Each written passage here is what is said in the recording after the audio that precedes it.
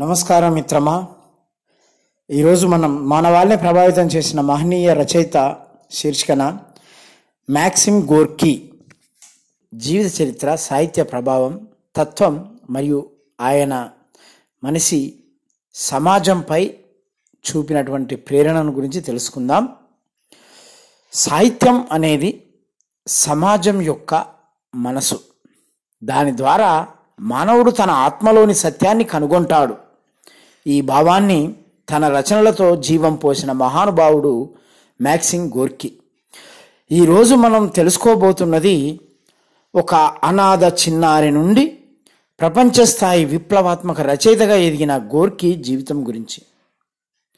1868 మార్చి 28న రష్యాలోని Nizhny Novgorod అనే పట్టణంలో అలెక్సీ మాక్సిమోవిచ్ పెస్కోవ్ అనే పేరుతో జన్మించాడు. తండ్రిని చిన్నతనంలోనే కోల్పోయాడు. తల్లి కూడా తొందరగానే మరణించడంతో అతడు అనాథగా మారిపోయాడు. అత్యంత పేదరికంలో, ఆకలితో, బహిష్కారంతో పెరిగిన ఆ బాలుడు చిన్న వయసులోనే పనికి వెళ్ళాడు. బూట్ల పాలిష్ చేయడం, నౌకా పనులు, కార్మిక కూలిగా కష్టపడడం. కానీ ఈ బాధలన్నీ అతనికి ఒక గొప్ప బోధన ఇచ్చాయి. ప్రతి మనిషిలోనూ ఒక అజేయ శక్తి ఉంది. కష్టాలు మనల్ని విరిచివేయడానికి కాదు, మలచడానికి వస్తాయి. గోర్కీ పాఠశాల చదువు ఎక్కువ కాలం జరగలేదు.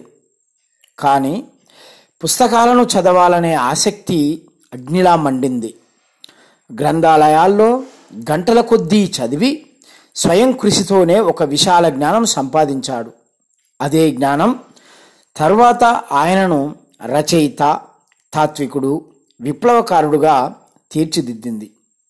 సాహిత్య ప్రస్థానం. మ్యాక్సిమ్ గోర్కీ అనే కలం పేరుతో తన రచనా యాత్ర మొదలుపెట్టాడు.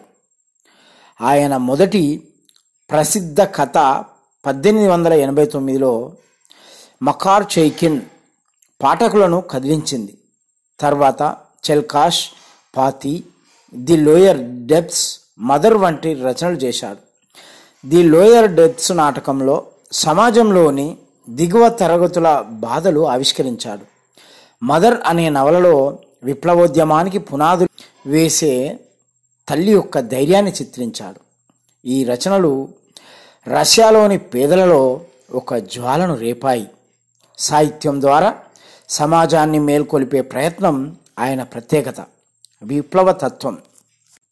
గోర్కీ రచనలు కేవలం కథలు కాదు, అవి ఒక సామాజిక విప్లవ పిలుపు.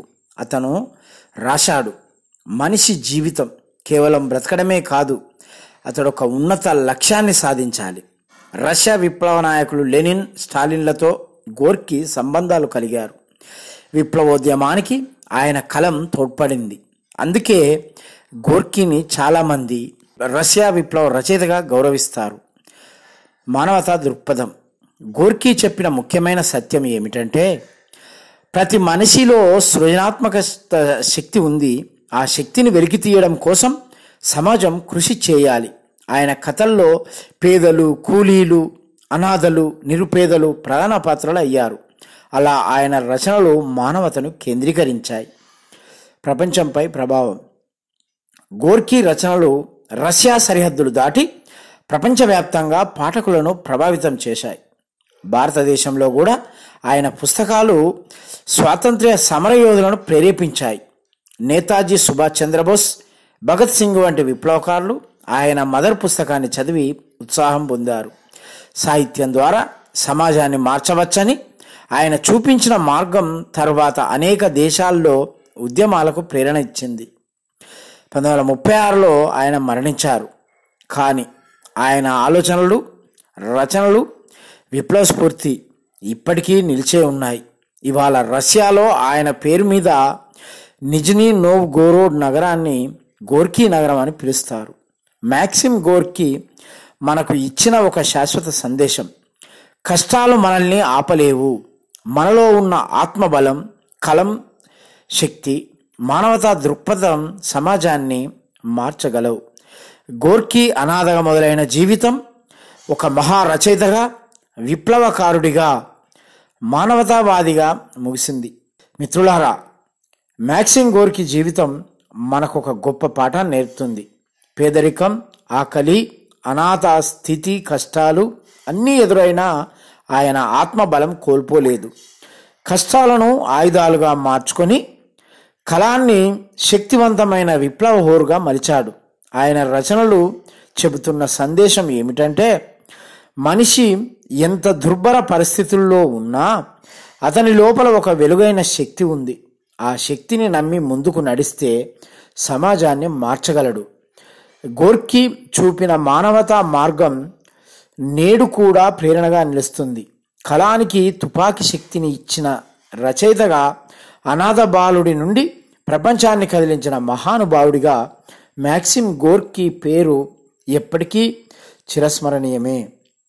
మనిషిని నమ్ము, ఎందుకంటే మనిషి అద్భుతాలను సృష్టించగలడు. ఇదే గోర్కీ మనకు ఇచ్చిన చిరస్మరణీయ సందేశం.